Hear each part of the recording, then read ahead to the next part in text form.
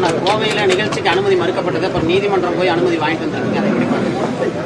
மறுபடியும் நம்முடைய ஐயா பெஸ்ட் ராமசாமி ஐயா அவர்களுக்கு எங்களுடைய நன்றிகளை இந்த நேரத்தில் நான் தெரிவித்துக் கொள்கின்றேன். காரணம், ஐயா ஒரு மூத்த அரசியல்வாதி, தமிழகத்தினுடைய வளர்ச்சியை பார்த்துருக்காங்க. ஒரு பெரிய தொழிலதிபராக திருப்பூரினுடைய வளர்ச்சிக்கு துணை இருந்திருக்கிறாங்க.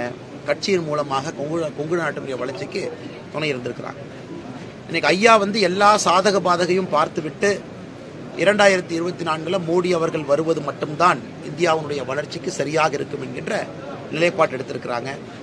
அதே நேரத்தில் ஐயா அவர்களுக்கு நான் தொலைபேசி மூலமாக சொன்னேன், ஐயா நாங்கள் தான் உங்களை வீட்டில் வந்து பார்க்கணும், நீங்கள் சிரமப்பட்டு வெளியே வராதிங்க, உடலை துன்புறுத்தி கொள்ளாதீர்கள், நாங்களே வருகின்றோம் என்று சொல்லி இன்னைக்கு ஐயாவுடைய இடத்துக்கு வந்திருக்கோம். எங்களுடைய அழைப்பை ஏற்று சேலம் நம்முடைய பாரதிய ஜனதா கட்சியினுடைய மாநாடு நாளை மறுநாள் காலை வருவதற்கு ஐயா இசைவு சொல்லியிருக்காங்க. அதற்கும் கட்சியின் சார்பாக நன்றிகளை தெரிவித்துக் கொள்கின்றேன். பண்ண கேட்ட கேள்வி என்ன, ஒரு ஜனநாயகத்தில் அந்த நாட்டினுடைய பிரதமர், நாட்டினுடைய முதலமைச்சர் மக்களை சந்தித்தால்தான் அந்த ஜனநாயகம் வலிமை பெறும். இப்போ மோடி அவர்கள் பார்த்தீங்கன்னா இந்தியா முழுவதுமே மக்களை சந்திக்கிறாங்க.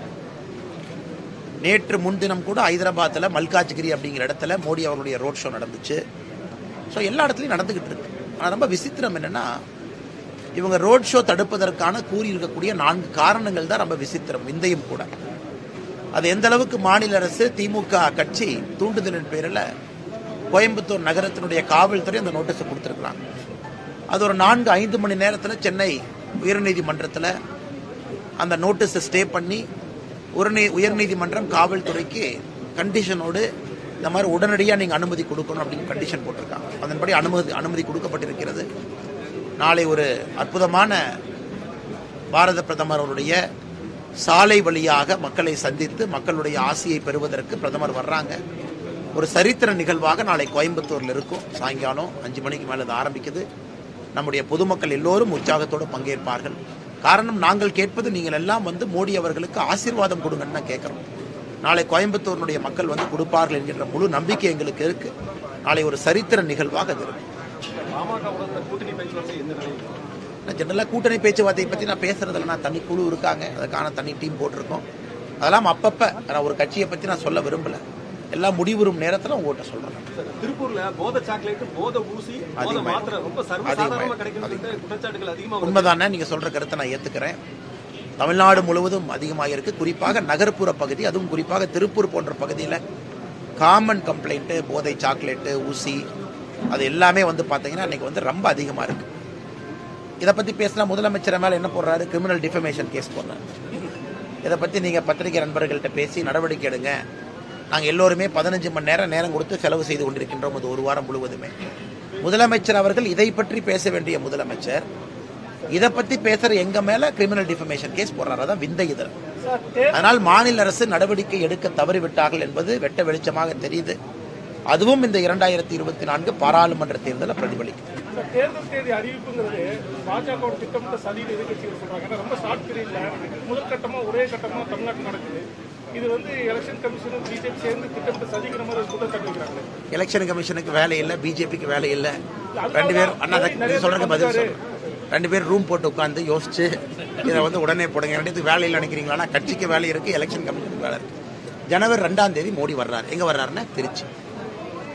ஜனவரி 19, 20 மோடி ஐயா வர்றாங்க. எங்க வர்றாங்கன்னா ராமேஸ்வரம் வர்றாங்க, திருச்சி வர்றாங்க. ஜனவரி 22, இப்ப சொன்னீங்கன்னா அடுத்து திமுக என்ன சொல்லணும்னா, ஜனவரி 22ஆம் தேதி ராம கோயில் பிராண பிரதிஷ்டை வச்சாங்க, அதனால தமிழகத்துக்கு வந்தாங்க, அப்பவே எலெக்ஷனை பத்தி தெரியும். இதெல்லாம் அபத்தம். மோடி அவர்கள் ஜனவரி 2ஆம் தேதி வரும்பொழுதே சொன்னாங்க, இந்த புத்தாண்டு தமிழ் மண்ணிலிருந்து ஆரம்பிக்க வேண்டும் என்பதற்காக என்னுடைய முதல் நிகழ்வே தமிழ்நாட்டில். ஜனவரி 18, 19 உங்களுக்கு தெரியும், வந்தது ராமர் கோவில் பிராண பிரதிஷ்டை. அந்த நிகழ்ச்சிக்காக கோயிலுக்கு வந்தாங்க, அரசு நிகழ்ச்சி பண்ணாங்க. அதன் பிறகு மோடி அவர்கள் தமிழ்நாட்டுக்கு வர்றாங்க. நான் 1 வருஷமா கத்திக்கிட்டு இருக்கேன், இங்க வர்றாங்க, எல்லா மக்களையும் பார்க்க வர்றாங்க. போன ஆண்டு 4 முறை 5 முறை வந்தாங்க. அதுவும் தேர்தலுக்காக தான் வந்தாங்களா? வீட்டை விட்டு வெளியே வராத முதலமைச்சர் ஒருவர் வீட்டுக்குள்ளேயே உட்கார்ந்துருக்காரு. துபாய்க்கு போறாரு, ஸ்பெயினுக்கு போறாரு, ஜப்பானுக்கு போறாரு, சிங்கப்பூருக்கு போறாங்க. திமுக காரங்க அதை பத்தி பேசுறது இல்லை. வீட்டுக்கு வெளியே இருக்கக்கூடிய பிரதமர் அவர்கள். இன்னைக்கு திமுக காரங்க போன வருஷமும் பிரதமர் அதிகமா வந்தாங்களே, அப்ப தமிழ்நாடு தேர்தலுக்காக வந்தாங்களா? என்னென்ன அபத்தமான குற்றச்சாட்டு. அதனால் திமுக நண்பர்கள் யாரெல்லாம் இந்த குற்றச்சாட்டு வைக்கிறாங்களோ, நான் சொல்வது உங்க முதலமைச்சரை வெளியே வர வேண்டாம் நான் சொன்னேன்னா, உங்க முதலமைச்சர் டெய்லி நகர்வலம் கூட்டிட்டு வரலாமே. உங்க முதலமைச்சர் ஸ்பெயினுக்கோ துபாய்க்கோ சிங்கப்பூரோ ஜப்பானோ போறதுக்கு இதே முதலமைச்சர் வெளியே வந்திருக்கலாமே, ஏன் வரல? திமுக முதலமைச்சர் வெளியே வரவே இல்லை, வீட்டுக்குள்ளேயே உட்கார்ந்துருக்காங்க. ஆனா பிரதமர் அவர்கள் இந்தியா முழுவதும், ஆனா தமிழ்நாடு மட்டும் கணக்கு இல்லை. இதே பிரதமர் கர்நாடகாவில் இதே அளவுக்கு போயிருக்கிறாங்க, இதே பிரதமர் தெலங்கானாக்கு போறாங்க, இதே பிரதமர் வெஸ்ட் பெங்காலுக்கு போயிருக்கிறாங்க. அப்ப இந்தியாவில் ஒரு மாநிலமுமே இல்ல நீங்க எங்க மாநிலத்துக்கு 10 டைம் வந்துட்டீங்க, அப்ப தேர்தல் தேதி தெரியுமானா, இந்த பிரதமர் உழைக்கிறார் 24 மணி நேரம். ஐயா சொன்னது போல வீதியில் இருக்கிறாங்க, மக்களை சந்திக்கிறாங்க. வெஸ்ட் பெங்காலுக்கு எத்தனை முறை போயிருக்கிறாங்க ஜனவரிக்கு மேல? எத்தனை முறை? 3 நாட்கள்ல 4 நாட்கள்ல 2 பொதுக்கூட்டம் போட்டாங்க, 3 பொதுக்கூட்டம் போட்டாங்க. எல்லா இடத்துலையும் நடக்கிறது தானே. அதனால் கடுமையாக உழைக்கக்கூடிய பிரதமர், உழைக்கவே தெரியாத ஒரு முதலமைச்சர். அதனால நீங்க ஒப்புச்சப்பானியா திமுக தோக்க போறதுக்கு இப்பவே ஒரு காரணத்தை சொல்லணும். அவங்க தோக்குறாங்கிறது உறுதியாயிருச்சு. காரணத்தை என்ன சொல்றாங்க? பிரதமர் அதிகமா வந்தாங்க. பிரதமர் அதிகமா வர்றது நல்லது தானே, கெட்டதா? நாளைக்கு பிரதமர் கோயம்புத்தூருக்கு வந்து வீதியில வந்து மக்களை சந்திப்பது நல்லது தானே, கெட்டதா? ஒரு பிரதமரே வீதிக்கு வர்றார். இத்தனை நாளா எப்படி இருந்துச்சு? பிரதமரை பார்க்கணும்னா ஐயாவுக்கு தெரியும், பெரிய பொதுக்கூட்டம் போட்டு ஆயிரக்கணக்கான லட்சக்கான மக்களை பொதுக்கூட்டத்தில் போய் உட்கார வைப்போம். இன்னைக்கு பிரதமர் வேண்டாங்க, நானே உங்க ஊருக்கு வர்றேன், உங்களை சந்திக்க வர்றேன், நீங்க வந்து எனக்கு அன்பை கொடுங்கன்னு சொல்றாங்க. அதையும் தப்புங்கிறாங்க. அப்ப அரசியல் எந்த அளவுக்கு மாறி இருக்கு பாருங்க.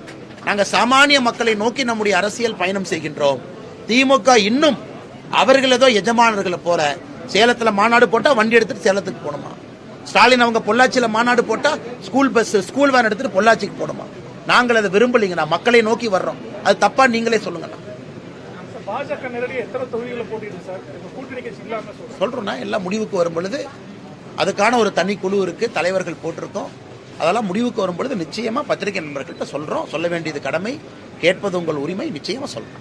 திருப்பூருக்கு ஆளுநர் வருகை வந்து சரியா எங்ககிட்ட தெரிவிக்கல, இது வந்து அரசியல் உள்நோக்கத்துக்காக பண்ணான்னு சொல்லி மூப்பி சாமிநாதன் அவர் அதை பற்றி அமைச்சர் நம்ம மேதக ஆளுநர் சிபி ராதாகிருஷ்ணன் அவங்க, ஓகே, நம்ம தமிழ்நாடு ஆளுநர் ரவி அவர்கள். அண்ணன் ஒரு விஷயத்தை புரிஞ்சுக்கணும் அண்ணன், ஆளுநருடைய வருகை என்பது எல்லாமே புரோட்டோகாலுக்கு உட்பட்டு தான் நடக்கும். ஸ்டேட் புரோட்டோகால் இருக்கு, ராஜ்பவன்ல இருந்து அவங்க இன்ஃபர்மேஷன் பண்ணுவாங்க.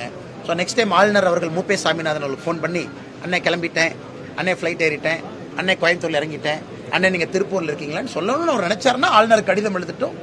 நாங்களும் பொதுமக்களாக ஆளுநர் கோரிக்கை வைக்கிறோம்.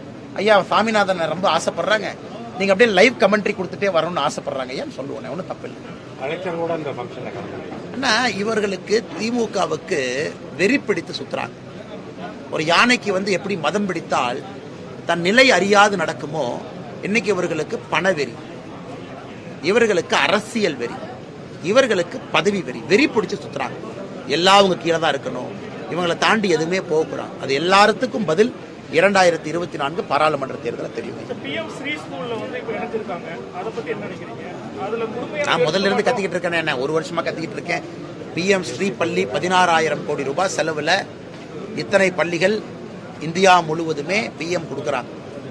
இன்னைக்கு இணைஞ்சாச்சு, இணைய வேண்டிய கட்டாயம் இருக்கு தமிழ்நாட்டில். 11,000 வகுப்பறைகள் குறைவா இருக்கு இந்த மாநிலத்தில். இந்த அரசுக்கு செலவு செய்யறதுக்கு பணம் கிடையாது. 97% இவர்கள் செலவு செய்வது பென்ஷனுக்கும் சம்பளத்துக்கும் போயிருது. வெறும் 3% மட்டும்தான் கல்வித்துறையில ஆக்கப்பூர்வமான பணிக்கு போகுது. இப்ப PM ஸ்ரீங்கிறது 100% மத்திய அரசு ஒரு மாநிலத்திற்கு பள்ளிக்கூடத்தை கட்டி கொடுக்குறாங்க. அதனால இணைஞ்சுதானே ஆகணும். இன்னைக்கு இவங்க டிராமா எப்படின்னா, நாங்க புதிய கல்வியை ஏத்துக்க மாட்டோம் கல்விக் கொள்கையை, ஆனா நாங்களே ஒரு கல்விக் கொள்கையை தயார் பண்ணுவோம். தயவு செஞ்சு உங்க கல்விக் கொள்கையை காட்டுங்க ஐயா. புதிய கல்விக் கொள்கை 2020 வந்து 21, 22, 23, 24 இருக்கும், அதை காட்டணும்.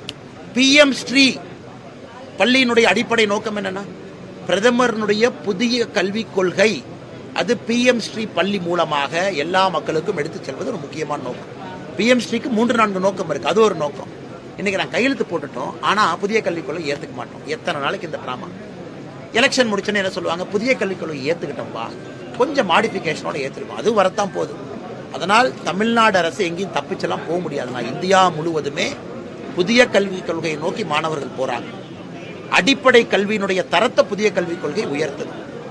எல்லா மாணவர்களும் 21ஆம் நூற்றாண்டுக்கான மாணவர்களை புதிய கல்விக் கொள்கை தயார் செய்யும் பொழுது எப்படி அன்பில் மகேஷ் பொய்யாமொழி அவர்கள் மட்டும் தப்பிச்சு போயிடுவாங்க. மாணவர்கள் டிமாண்ட் பண்றாங்க. அன்பில் மகேஷ் பொய்யாமொழி அவங்க பையன் எங்க படிக்கிறாங்க? கான்வென்ட் ஸ்கூலா? தருமபுரி MP பையன் எங்க படிக்கிறார்? உத்தராகண்ட்ல இன்டர்நேஷனல் ஸ்கூல். ஸ்டாலின் ஐயா பேரை எங்க படிக்கிறார்? ஸ்பெயின்லயா ஃபுட்பால் அகாடமி? அவர்களுக்கெல்லாம் தரமான கல்வி வேணும் இல்லைங்களாங்க ஐயா? தரமான கல்வி. உத்தராகண்ட் இன்டர்நேஷனல் ஸ்கூல், ஸ்பெயின்ல ஃபுட்பால் அகாடமி, இங்க இருக்கக்கூடிய மிகப்பெரிய கான்வென்ட்ஸ். நம்ம குழந்தைங்க அரசு பள்ளியில தரம் இல்லாம படிக்கணுமா? இன்னும் ஐடியாவை பாருங்க. அதனால் இந்த PM ஸ்ரீ இது ஒரு கையெழுத்து மட்டுமல்ல, தொடர்ந்து பல கையெழுத்தை தமிழக அரசு போட்டுதான் ஆகணும். ஏன்னா அது மக்களுடைய எதிர்பார்ப்பு.